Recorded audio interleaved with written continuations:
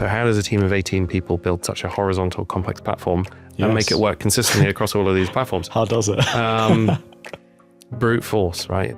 Hey everyone, you're listening to Scaling DevTools. I'm joined today by my friend Will, who is the co-founder and CEO of Northflank. And we're going to get into what Northflank does in just a second. We talk about building a platform that runs complex developer workflows, how Will met his co-founder, which is a very interesting story. We talk about the balance between building something very reliable while shipping fast. And we also talk about stuff like how to update your users about what you've just built and responding to feedback.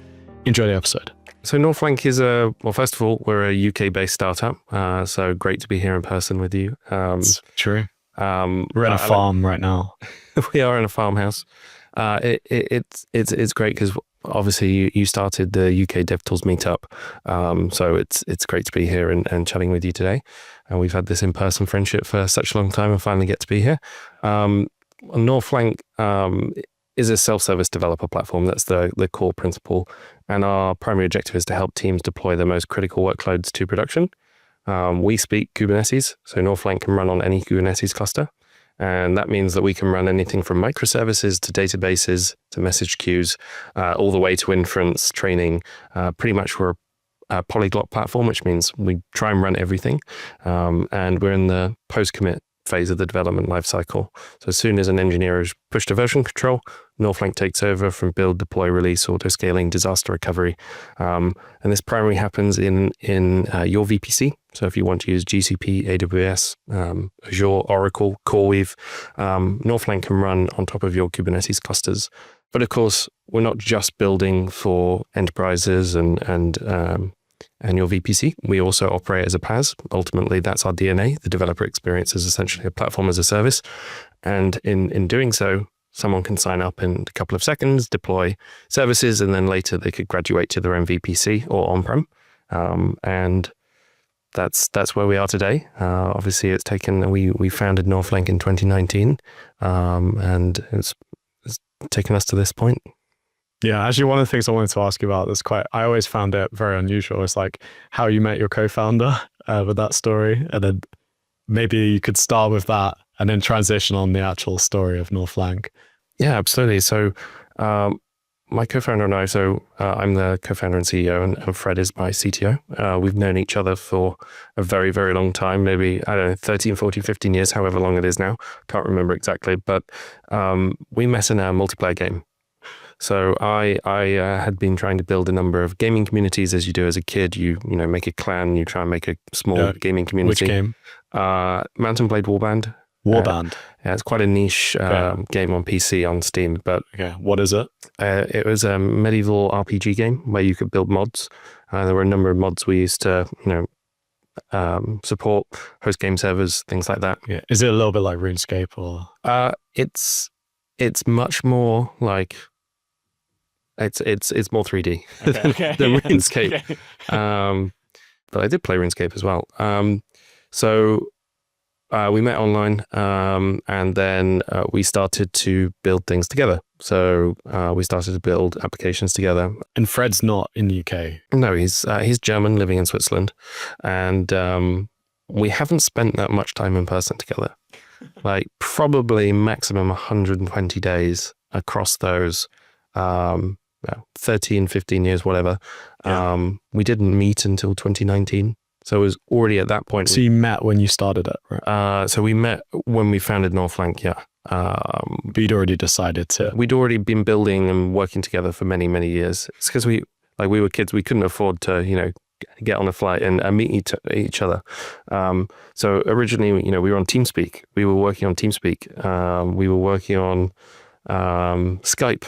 Like literally there are old Skype conversations of us collaborating, trying to figure out how to build shit. And then we obviously graduated to WhatsApp and Discord and then eventually Slack. So yeah, I think it was in 2019, we decided, okay, if we're going to do this properly, we need to go and learn how to code. We're going to have to do this properly rather than just be script kiddies. So we both went off to university.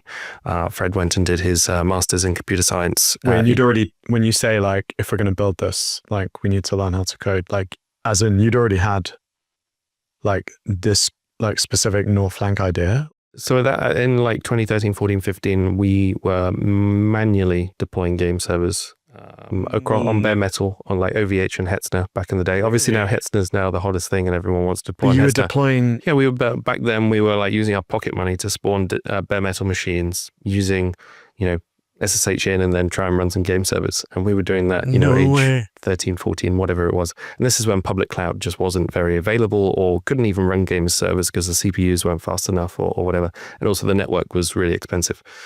So we were provisioning these bare metal servers. We were like, this is crazy. This needs to change. And of course, every new game came out and the multiplayer was always offline because game developers didn't know how to build an infrastructure platform. So we thought, okay, well, why don't we try and build this? Why don't we try and build an automation system for these game servers?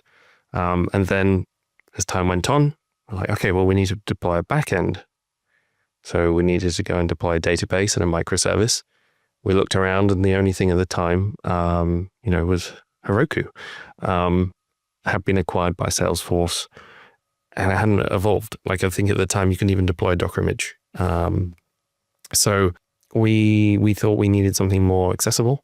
And of course, at that time, we'd learned containers, we'd learned Docker, and then... sorry, just got a reminder, like how old are you at this point? Oh, I think it's like A-levels. In the UK, it's A-levels. I think so it's like... 16, 17, or 18, yeah. Scaling DevTools is sponsored by WorkOS. If things start going well, some of your customers are going to start asking for enterprise features. Things like SSO, skim provisioning, role-based access control. You could spend ages tearing your hair out building these things yourself, or you could use WorkOS. Will, what do you guys do? My name is Will Stewart, co-founder and CEO of Northflank. We're a self-service developer platform and we help teams deploy their most critical workloads into their VPC. And you guys use WorkOS? We use WorkOS for our SAML and OIDC integrations. It's a pretty exceptional product. It makes everything regarding authentication pretty seamless, and it's been instrumental for us to onboard our enterprise customers much faster. Building integrations with lots of different SAML providers is really challenging. We can do that for cloud providers. That's our job. But we don't want to do that for the other type of IDP. This is quite interesting because internal developer portal, platform, and then there's the identity provider. So IDP has 3 different meanings, and we're internal developer platform and WorkOS is IDP for authentication. But yeah, it's a great product. Thanks, WorkOS. Back to the episode. So we started building a game server hosting platform on top of Mesos. It was open source during I think we roughly went to school at the same time. Mesos is? Mesos was an open source container orchestrator for Twitter and a few other folks. And D2IQ, a Mesosphere at the time, they open sourced something called DCOS, Data Center Operating System. I was like, oh my God, this is so cool. So remind us, 17, 18-year-old. I took that and then I was trying to make it, brute force it into a game server hosting platform. And then from there, we learned, okay, well, I need to deploy my database, I need to deploy my microservice, I need CI/CD, I need logs, I need metrics. And then suddenly all of the component parts we were like brute forcing and building ourselves to run on top of Mesos. This is like early 2019. And at this point, Fred, who's studying to get his master's at computer science at ETH. I'm in my second. For anyone in the US, university, incredible university. Yeah. We're very lucky to have a number of team members from ETH. And then I finished my second year of university at UE in Bristol, studying IT management for business, so a bit of business, a bit of coding, and then I was on my third year. Which was an industrial placement at a digital agency called Clock. I chose Clock because they did rugby websites and they also did riotgames.com. So at the time, that was great for me. That was gaming and sports, and I got to code, which was a wonderful opportunity. Learned a lot there. And in that process, we had to decide, like, do we want to do this full time or do we need to get real jobs? So we had to make a decision then of, okay, how are we going to do this? So we created a list of every accelerator program in Europe who would let us join remotely, because of course we were in 2 different places and couldn't really afford to move, and who would give us cloud credits. So, now everyone tries to hunt for those cloud credits. Well, back in 2019, we were stack ranking all the European accelerator programs who could give us access and also cloud credits. And we applied to join the family. And that's in France. It was in Paris, yeah. And pitching Northflank for the first time. And this time we didn't tell them we'd never met. It's like, the no concept of that was possible. So we were trying to hide this thing. And then we go through a couple of interviews. Some of our earliest angel investors were in that interview process. Pietro from Firedrop and Balthasar. They were part of that interview process, and they thought, okay, we'll give them a chance. Let's let them through. And then we get invited to this like onboarding event, which is in person. We go, but the kicker for me was that I had to use my overdraft to buy the train ticket Eurostar to get to Paris. So it was a big investment. It's like, do I spend the 300 quid on the train ride or do I not? So I bought the train ticket, went into my overdraft, went to Paris, met Fred for the first time. There's a photo of us on some blog post on my meeting for the first time after 10 years. And we're both quite tall. So Fred was quite disappointed to figure out that I was taller. How tall are you? How tall is Fred? I'm like 6'3", 6'4", and Fred's pretty much the same. Okay. But slightly just smaller. Slightly. And then we do this event, and then throughout the event, we're trying to keep it quiet, keep stum that we've never met. We're thinking this is insane. Like we should keep that quiet. And then someone finds out, and then that really helps us build a relationship with a lot of the people in the accelerator. And because it's like kind of a crazy story. Yeah, I think it's less crazy now, but I think it was very uncommon at the time. Yeah. Like at that point, remote was not a thing. Raising remotely, working completely remotely from your co-founder, never meeting your co-founder was pretty much unheard of. And then we raised an angel round through the accelerator. We kept building, and then it started to snowball from there. So when in 2019, when you were doing this, when you were going through the accelerator, you were like 20, 21? So, something like that, yeah. Yeah. And I had to put my placement on hold. I had to leave my placement to do this full time. So I had to basically drop out of university, leave the placement to do this, which was a big call at the time. And everyone in my support network at the time was very, very supportive. So I was very fortunate that was the thing. And then we just jumped straight head on. Like, this is an opportunity, let's take it. And then from there, we started to raise the angel round I just mentioned, hire people, trying to go from students to founders, continue building a product, try and find our first customers. We're like, oh shit, this is for real. We actually have to do this. And we actually have a clock, because if we don't do this, the money runs out. Yeah. So then you're on this treadmill that just keeps getting faster and faster and faster. And I think we had, a very quick baptism of fire, going to IC for the first time and essentially not knowing anything about VC or even meeting VCs. And I think in that 3-month process, we just learned so much so quickly, and then grew up very, very quickly. But then that was still back in like early 2020. So when we had closed that pre-seed round with Kindred Ventures in San Francisco, which we raised that round completely remotely, all on Zoom. And at the time, that was very unusual. This was like 2 weeks before COVID. So then we had to start hiring all of our team and building out this startup in those first couple of months of COVID, which was pretty interesting for like a 22-year-old founder. You've just raised this money from people you've never met. You're like, how are we going to do this? So that was fun times. That's crazy. Wait, that is quite interesting how you even would like manage to make connections and raise money from San Francisco investors like remotely, and that was quite unusual as well, isn't it, for European?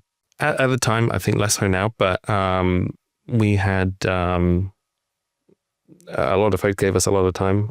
Larry, one of our angel investors, introduced us to Steve Young, Kindred Ventures, and Steve was happy to chat with us on a Sunday. He was on holiday in Hawaii or something. He was chatting us on Sunday when he's got other things to do, right? But he was chatting with us, asking, well, okay, we'll tell me what's your go-to-market strategy? Well, tell me more about that product. Why is your better? Why is your decision there better than someone else? Like, why is this going to work? What does it look like if this is successful? And that was always the question that we were like, wait, he's asking us, well, what if this is successful? And that was a mindset change. So we were like, okay, well, this is possible. How do we do this? And then that was forever, that was our start. That was our way in, that was given to us then. And then, so when you did raise the seed round, then what was the first, you said hiring, but so we had to build, we just kept building. As you know, Northflank has, very horizontal developer platform, tons and tons of features. It's about complex workloads. We probably have too many features, but for us at the time, we thought if we were going to build a highly capable developer platform, and at the time, right, so Heroku, highly successful, $1 billion in revenue. And on the other side, you had Cloud Foundry with Pivotal and VMware, multiple $1 billion in revenue, also very successful. But Kubernetes had sort of stolen that golden goose. So at the time, we were thinking, well, Northflank needs to be sort of in the middle, very capable, powerful platform that had some of the deploy on your own VPC characteristics of Cloud Foundry, but also had that self-service developer experience of Heroku. So we're trying to build this vision in the middle. So we'd like to say, well, Northflank is if Cloud Foundry and Heroku had a baby, that would be Northflank. And of course, at this time, Mesos had been completely dominated by Kubernetes. So we were migrating our platform from Mesos to Kubernetes. We're trying to build for the future, build for, okay, Kubernetes is going to become the default way every enterprise is going to run their software. Fortunately, that came out to be the case very, very quickly, and started hiring our first engineers, build. And then we didn't launch for over 2 years. Really? No. So you're just building? We were just building. Were you talking to customers? And we were having people play around with it, getting free users in internal alphas and betas. But we have this view that if it's not robust, if it doesn't have certain minimum level of feature set, you can't reliably run your most critical production workloads, whether it be databases, microservices, or cron jobs. So we spent such a long time building that core horizontal platform, which has now put us in really good stead today. Which in hindsight, maybe we could have launched sooner. We'll have more users, more hype. But actually, this has helped us build a really robust product for our most critical customers, and we continue to have that view today. Is if we keep investing in product platform, teams will just be able to run more and more workloads. That's our job: is hunt those workloads, find the most critical workloads, and get them running on Northflank, no matter where they're running. On public cloud, AWS, GCP, Azure, or on-prem, and then also we have the self-service users running on our PaaS. Do you have just on the waiting to launch? Because I think this is something that you see a lot of different opinions on it. If someone was asking you for advice, like another DevTools founder, how would you think about when it's right to do what you did and when it's right to just? Yeah, so I think that developers are very picky now, right? They expect a much higher developer experience, which is quite right to expect that. But for example, we communicated internally that every UI element in the platform has to feel robust, has to feel like it's being designed by a much larger engineering team. It's got to be very capable. It's got to feel real time. And that's to build trust. In developer tools specifically, you have to build trust over a very long period of time. You can lose trust overnight. So everything we do about customers is empathy for the developer, empathy that we're a critical part of software. If we don't do our job properly, they could lose money. Yeah. Their websites could lose money. They could be out of business. So whenever we think about how we build software, it's critical path. We have to do our job properly. And if we don't, people will suffer. So when we think about it like that, and when I talk to other founders is, don't rush things, think about security, think about, production readiness, which is very much against what a lot of teams do, right? They just YOLO things to prod. Don't have dev environments, don't have staging environments, they just YOLO to prod. Don't necessarily think about security. I saw a few days ago, there's someone tweeted out an internal dashboard of someone's data, right? That's just a no-no. Think very carefully about what you're building. I guess for some dev tools, it's much easier to just put it out there, see if people are interested. That's one of the benefits of doing so. You build an audience, build an audience, and when you're stopping people signing up or not using your product, that's actually sort of shooting yourselves in the foot. So that's what we had. You've got to find that balancing act. So I would also say, actually, don't do exactly what Northflank did. Release earlier, write that blog post, make that YouTube video, because if you don't, who's going to make it? So I think if we were to do this again, we just would have written a lot more content much sooner. We would have tried to get the word out and build an audience. So for example, I don't really tweet very much. I'm not really on Twitter. If I was to do this again, I probably would have started being much more public facing earlier on, talking about what we're building. I think you can talk about what you're building much more progressively. For example, on LinkedIn, I post product updates on LinkedIn quite frequently. It keeps our customers updated, and that's generally very, very productive. But I think, to what we're all trying to do in startups, right? Make enterprise value.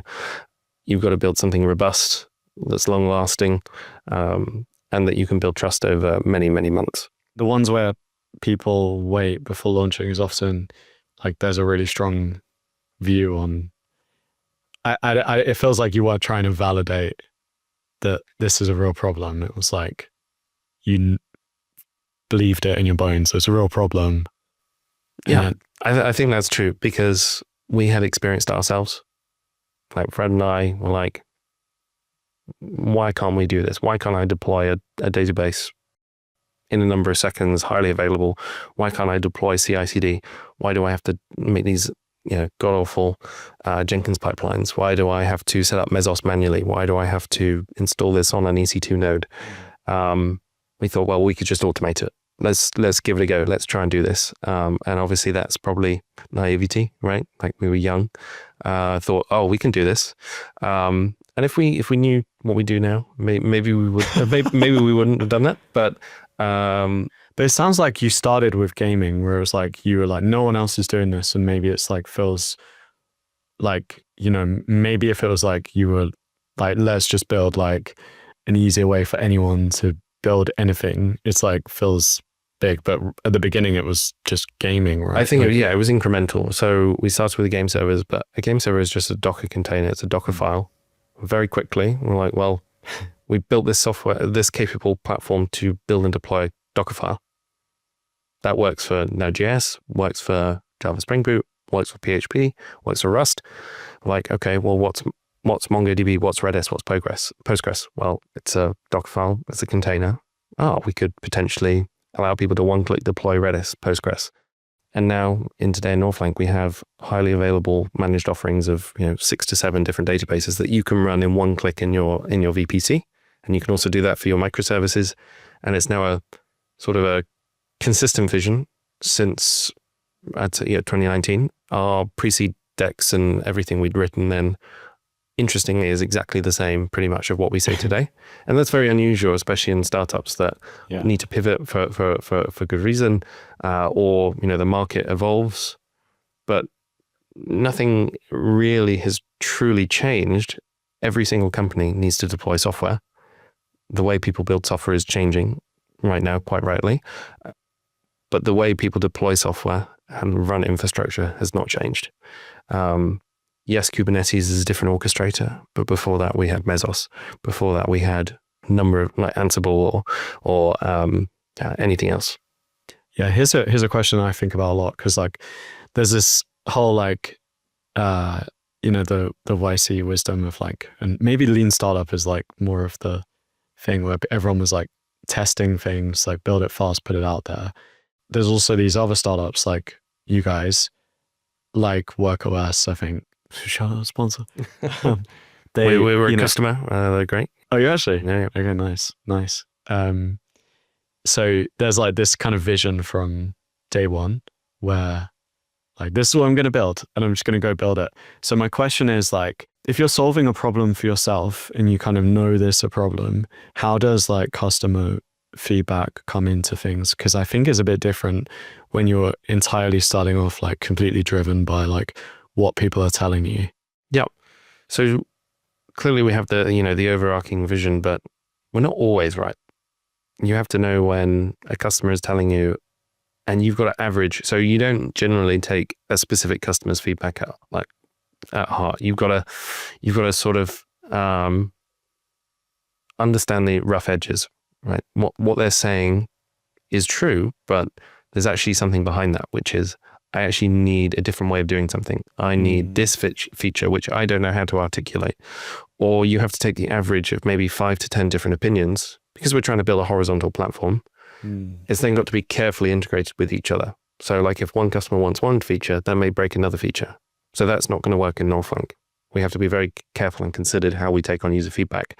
And generally it's our worldview on this is we want every workload to run on Northflank. So if a user can show us a workload that can't run, we're going to build features to make it possible, because you should be able to run everything on Northflank. If you can run it in Kubernetes or on a Linux VM, you should be able to run on Northflank in a great self-service developer experience. That's how we approach features. And then I think that's where we're quite unique, and like we didn't quite rightly, people were trying to replace Heroku and build, next generation PaaS. I think Northflanks take a very different journey to that. And I think that's where the larger opportunity is, because 99% of companies do not use PaaS, right? Most of them DIY on top of EC2, GCP, or on-prem. So we're trying to solve a larger problem, which is how do large enterprises build and deploy unlimited number of combinations of software. And that means that you have to take the average of many different people's feedback and then build that in real time. And I think we also complicated it a little bit because we made a rule. Every feature we build has to be available in the UI, API, CLI, and GitOps. So it's a very, very unified experience. Very, the user chooses the weapon of their choice, right? Yeah. If you love UI, great, you're going to love Northflank. If you love API, you're going to love Northflank.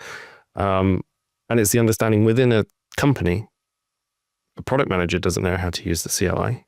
Yeah. The founder may not, but they want to be involved in the release process. DevOps teams love being in GitOps and APIs and CLIs, but sometimes they want to be in a UI.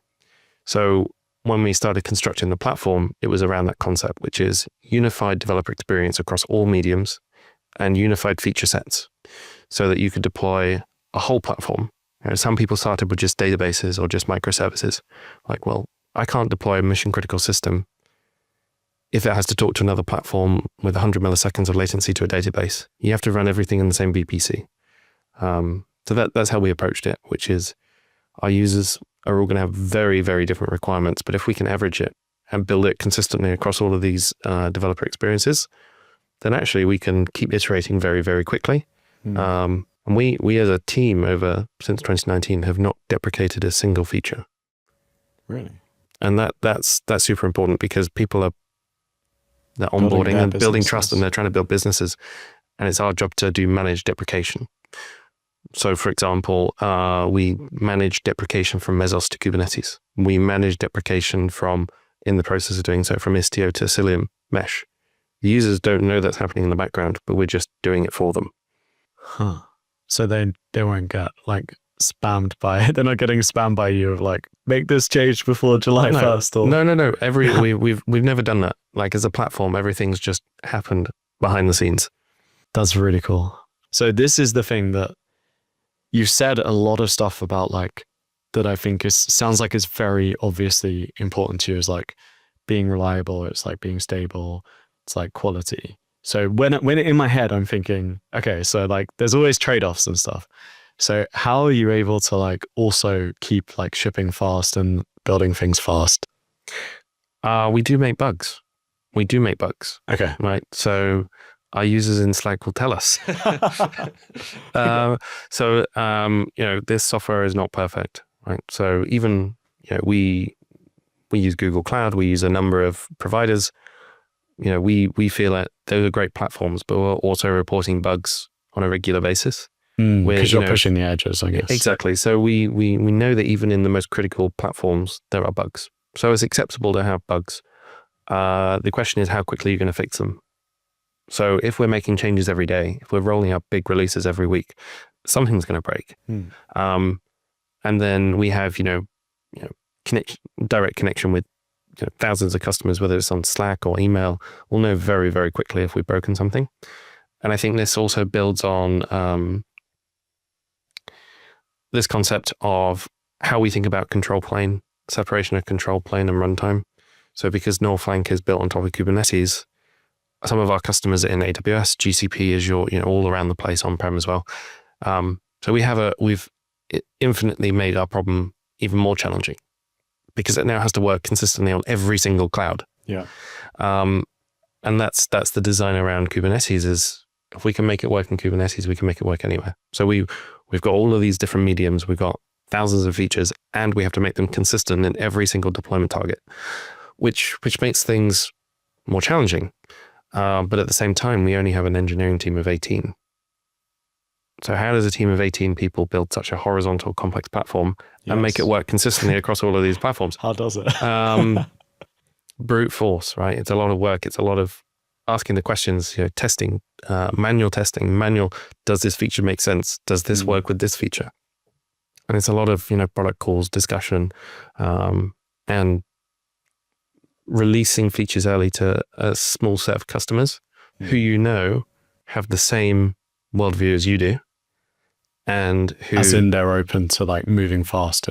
Not necessarily moving fast, because these guys are like, if you break my production workload, you're done. You're done, right? Like it's over. So these are the folks that believe in the worldview of the Northflank platform and don't want to build their own platform.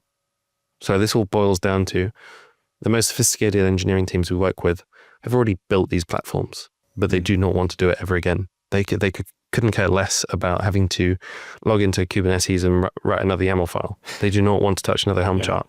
They do not want to build from scratch. They want to build on top of something that's already there. And in doing so, we can release very complex features very quickly. Our users just, eat it up. Like, what about doing this? What about doing this? And then in real time on Slack or support or a Zoom call, we can, sort of modify slight features, enhanced features, something we may have forgotten. And then our engineers are just, shipping it out. And then we're able to have that real time conversation. I guess in a weird way, it's like building a consumer application that you're getting so much feedback so quickly. To develop a platform, the customers we work with, they can pick up new features in seconds. They're building and deploying their code all day. If something goes wrong, we're going to know about it very quickly. I mean, who does it go directly to the engineers? Like who? What does it look like? If it's like I come in, I'm like, oh, well, can we do this? Or I guess I put that in Slack. So generally it starts with good docs, right? So we try and have good docs. We have good examples. We have like one-click stack templates with like pre-created, like complex things that people can start with. We have some recorded videos that we share with some customers. And then generally in the onboarding, we sort of design out their architecture. It's like, let's understand your architecture. This is what it looks like in Northflank. So it's almost like we're training our customers to be their own internal solutions architects. And that is very effective because we want our customers, a couple of people within each customer to essentially do the internal selling to their developers, like, how do you do this? How do you do this? And then, yes, over time, that means that in Slack, we then get very advanced questions, which is, how do I do this? And then it's a question of, trying to figure out, is this possible? Is this not possible? Building features. If we need to build features, we will build features. We'll put it on the roadmap. We'll say this is the timeline. And then we'll work with them to get things live. But generally speaking, over the last 5 years, you can imagine this feature matrix. We talk about a feature matrix a lot at Northflank. Every single sale is a feature matrix because we're in a developer tool. All of our customers are very, very picky on exactly what they want. You don't meet, you've got 1,000 things and you don't have that one thing. Some people will not adopt your platform. They won't buy. if it's the one thing that Exactly. It could be anything, right? Some customers are very picky, quite rightly. So we've always seen this as a feature matrix. It's our job to reduce the friction on that feature matrix. If we can meet them where they're at, they're much more likely to adopt and move as many workloads to us as possible. What do you mean by reduce the friction on the feature matrix? So if you can't do something, Yeah. the developer's decision is, okay, well, I've got to build it then. I'm going to go and get Terraform. I'm going to go and get Argo CD. I'm going to go and build that platform because Northflank doesn't support this feature, so we can't adopt it. So we have to defuse that situation by this is everything we do. We do 99.99% of what you need. So you can start testing dev, import workloads, get started in a very short space of time. And then obviously in these enterprises is, well, we need this one feature. We need this one feature. And we start iterating in real time to win the contract. And then you build trust. Ironically, actually having a little bit of bugs means that they have to talk to you. They have to come and talk to you. You have to be on the phone. You have to be on Zoom. You have to, show me your environment. How does that work? And then they start telling you. And then you start building that relationship. And then, a few weeks later, they're running 1,000 workloads on you. So it's interesting that, we're talking about bugs earlier. Sometimes that can actually allow you to talk to customers much more efficiently. And they sort of self-identify, these are my workloads. This isn't working perfectly. So most of our enterprise contracts, probably have come through support in some way or form. Yeah. Okay, strategic bug. Strategic bug, exactly. Okay, maybe you should turn on a bug, something that you could just fix immediately to see this thing. We had actually talking about this. We have a theming system, and we built that early. That's controversial to build a theming system, but we created some rogue themes. We were thinking of just turning them on. Or someone would sign up, but we think he was snooping around the platform or something. Let's turn on the pink theme or something. And they think, why is Northflank doing this? Yeah. Wait, so a competitor, you mean? Or something like that. So yeah. You could just we didn't do it in the end, but wild theme. Yeah. Okay, that's brilliant. And actually, so when you share the roadmap with someone, I know this maybe is getting really into the weeds, but it's something that I've started to have to do is how do you do that well? So this is counter to what most people do. Okay. Right? We do not publish a public roadmap. Interesting. Because it's never what anyone wants to see. Right? They just want to know their feature. I want my roadmap. Where's my roadmap? Yeah. And your feature is important. We're working on it. We're prioritizing this. These are the things we're working on that may be relevant to you. And then we're just very honest. We think we can do it in this quarter. It will be in next quarter. But also if we think it's a highly important, this workload makes sense or this feature makes sense, we'll try and get it shipped in 12 hours, 24 hours. So we may roll out the feature flag, say, oh, hey, by the way, we managed to release that. So recently we were trying to win a deal that was important to us, and we made critical changes to improve how we manage custom domains and generation of domains and importing wildcard certificates, whatever it is. We made some changes. A couple of days later, we win the deal. That's cool. So making these changes, as long as it makes sense and it's in your wheelhouse and product vision, you should just make the change as quickly as possible, because that builds trust, that builds a really important customer relationship. Okay, so you're basically saying don't worry about how well you communicate when it's going to come. Just work on it. Yeah. You may spend more time making your roadmap pretty than actually building the feature, right? Historically, we had a very, weekly changelog or whatever. It was very detailed. Now we just do once a month. But this changelog, we would get every feature very detailed in there. And then people would send us an email saying, oh, hey, Northflank, I signed up because of how detailed your changelog was. Really? I'm like, okay, that's interesting. And then if we forget or don't post a release note, users will send us messages saying, really? Hey, is Northflank okay? You dying? Do you need money? And we're like, no. Just log in, you'll see all the new stuff and blah, blah, blah. And they're like, oh, cool, great. Yeah, I saw that new feature. I was curious why you hadn't posted about it. So very quickly our users will figure out, this feature hasn't seen an update in a while, or what's going on here. So all those users you have are always thinking about, what was the last thing this website changed? This button hasn't moved for a while. This feature is pretty stagnant. So yeah, we do have a lot of customers who are very, very hot on our heels. You've not updated this feature in a while. What's going on? I've heard this before, and it's like blind spot for me because like I would never really read someone's change logs unless it's like, oh, okay, I'm going to make an update to like a package or something, and I need to see if it's going to break everything. And I've heard this before. There was like someone else was saying like just ship a lot of stuff and talk about it, and like that is your marketing. Your change log is your marketing. I think at the time back in 2020 or 2021, whatever it was, Linear had like the change log, and everyone's going to have a change log. Ultimately, a change log is just release notes, which is very common as well. So it was important for us, and then that was one way to build trust. Again, it comes back to trust. Does a user trust that you're building the right roadmap? Are you building a roadmap for them, or are you actually focused on someone else? That's the real time evaluation that they're making. Yeah.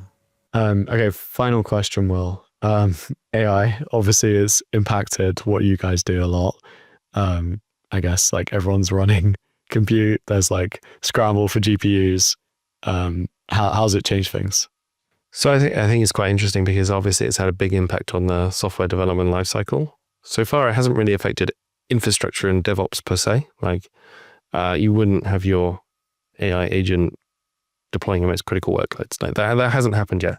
And also it's not very good at it so far.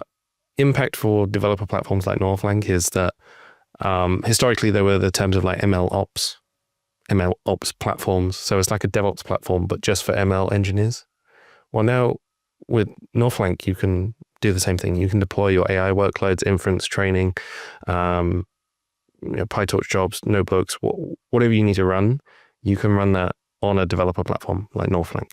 So for us, it's again extending that polyglot vision, which is the best AI teams. They need to deploy inference, training.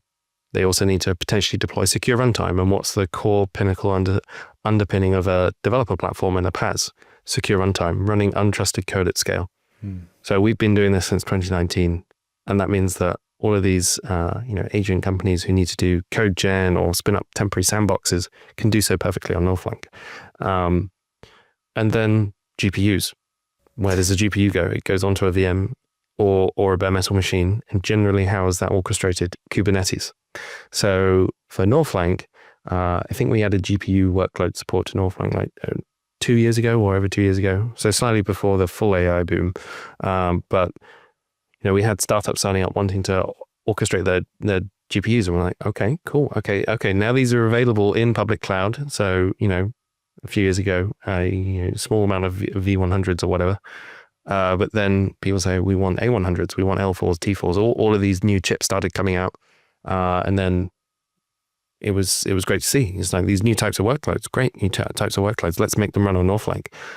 So helping a lot of startups get their training jobs running and their inference. And for us, it just means more compute, more workloads, more clouds. Right now, people are looking for near clouds. They want to be on CoreWeave. They want to be on Together AI. They want to be on Lambda Labs. All of those folks, so they either started out selling, the research machines or the gaming machines, or they started out in crypto. They've all come in to build these massive, highly capable, highly performant developer clouds for AI. Started out in bare metal. Now, pretty much all of them are now trying to default to offering all of their compute through Kubernetes. So we've gone through the same cycle as the enterprise, which is the enterprise now runs all of their workloads on Kubernetes. And what's Northflank's primary objective? Fix Kubernetes. Make Kubernetes work for your developers. So Northflank's actually a really great place for you to build and deploy your AI workloads, even though that's not our core mission or original idea. It's actually an AI workload is just a Git repo, a Docker file, and running lots and lots of containers. So instead of a CPU, you've now got a CPU and a GPU. That's how we've seen it. And now it's a huge opportunity for us. And it's getting exciting. Amazing. And where can people go to learn more about you and about Northflank? So you can go to northflank.com or code.run, and you can self-serve sign up. We have a free developer tier. You could deploy 2 services, a database and a job, all for free. And please reach out if you have any questions. Amazing. And we can also they can also meet Will at some London DevTools meetup, maybe. Absolutely, in absolutely one of the best meetups in London. Sorry, I didn't mean to plug my. This is your plug, Will. So, well, thank you, Will, and thanks everyone for listening. Hope you enjoyed it.